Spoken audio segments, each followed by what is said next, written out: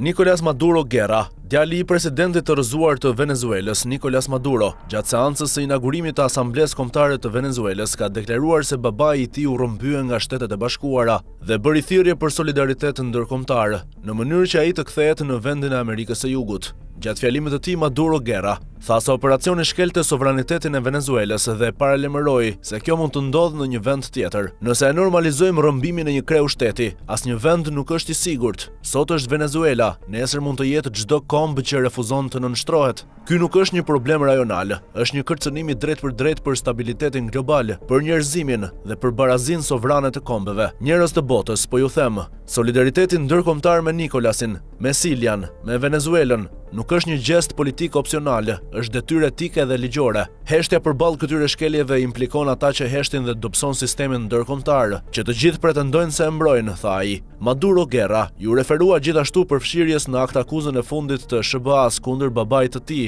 Flores dhe të tjerëve, të cilët akuzohen për trafik droge dhe vepra penale me armë. Maduro Guerra I hodhi poshtë akuzat. Unë dhe familja ime po persekutohemi, tha ai.